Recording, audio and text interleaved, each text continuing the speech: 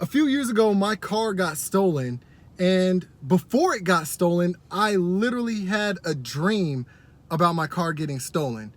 Like multiple dreams. Like I'm talking a week before, multiple dreams of my car getting stolen. And the crazy thing is, like, I have so many, like, a lot of my dreams are so vivid, like so clear, that a lot of times I confuse them with reality even. It just feels so real. And every time I dreamt about my car getting stolen, it felt so real to the point where I started getting paranoid. Like, it's crazy how real my dreams will get. I could honestly probably do a whole separate story time on just some of my dreams alone. Sometimes I'll have a dream where in the middle of my dream, it feels so real, but then I'll realize like, yo, this is a dream. There's no way this is real. And I'm like, oh, if it's a dream, you could fly. And then I just take off flying, right?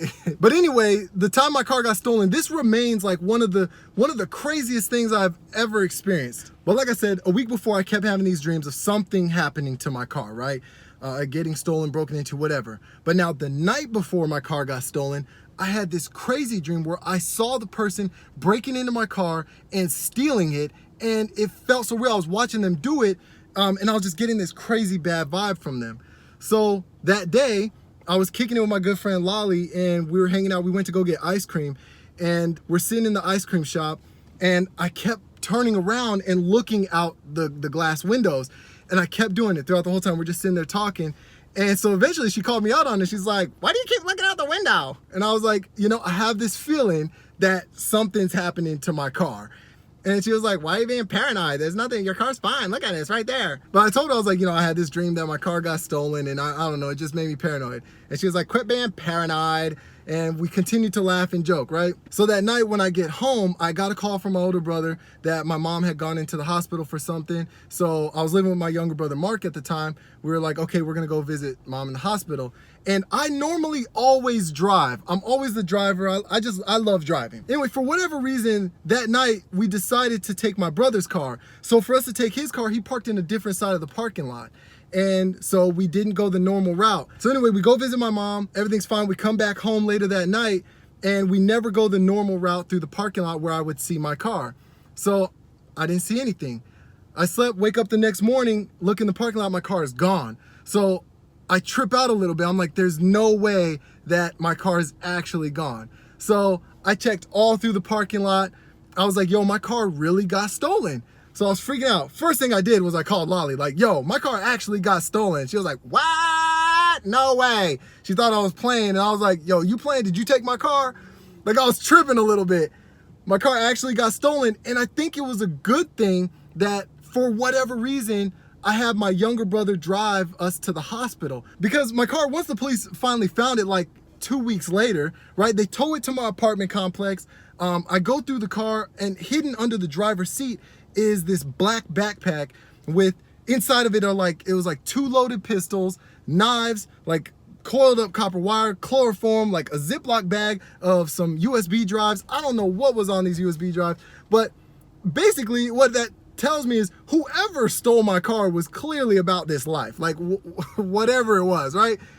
And it's a good thing that things happened the way they happened, and I ended up not driving later that night, because if I had seen this guy breaking into my car, for sure I would have confronted him. And if I would have confronted him, if this black bag was theirs with all those weapons in there, who knows if I'd even be here to tell this story today. So, and the thing is too, like, I'm really big on, you know, manifestation, right? Like creating your reality. So I wonder, like, did I create that? Did I bring that into my reality? Or was I just picking up on energy around me? Was this person like following me and I was picking up on that? Is there some, you know, was I being told something from like another realm? I'm telling you guys, my brain has been so messed up from that situation alone. But I thought that was weird. Like I said, my dreams trip me out. Like, for whatever reason, you know, I don't eat pork, right? Just as a personal choice. I just don't eat pork. But, you know, since the whole quarantine and everything, especially once it all first kicked off, there was like a real like food shortage out here in some of the stores near my area here in LA. And I was panicking, and I was like, yo, like, I'll consider, you know, suspending my dietary restrictions for now, right? I was considering eating pork because like there was a food shortage. Anyway, so I had this dream where I was on like some weird little farm thing, and there was these pigs there, And this one little pig, this little cute pig, just started talking to me. He's like, hey, look at me, hey. And I was like, oh, what's up, little buddy? You're cute. And the pig was like, yeah, I am cute, right? I'm cute. Like dogs, you can have us as pets. Like, I'm cute like a puppy. And I was like, you are cute like a puppy. And I knew this guy who owned a pig as a pet. And the pig reminded me of that. I was like, remember that guy that you knew who owned a pig as a pet? And the pig was so cute. And I was like, I do remember that guy. And the pig just reminded me of it, right? He was sitting there telling me, he's like, please don't eat us. Please don't. Now, I'm not trying to tell you what to do. If you want to eat, pork, whatever, I don't care. Like, I'm just saying my personal preference. And then the fact that I had this dream about this pig, like, yeah, we're cute, don't eat us. It messed me up. So I gotta listen to that dream. You know what I mean?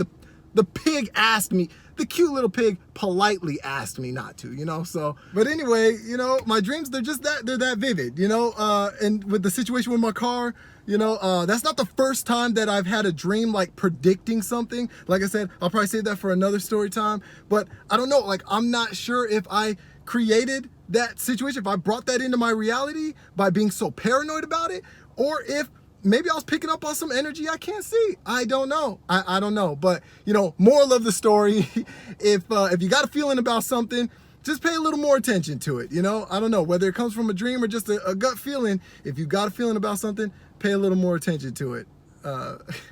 Yeah, I don't know. Anyway, end of story.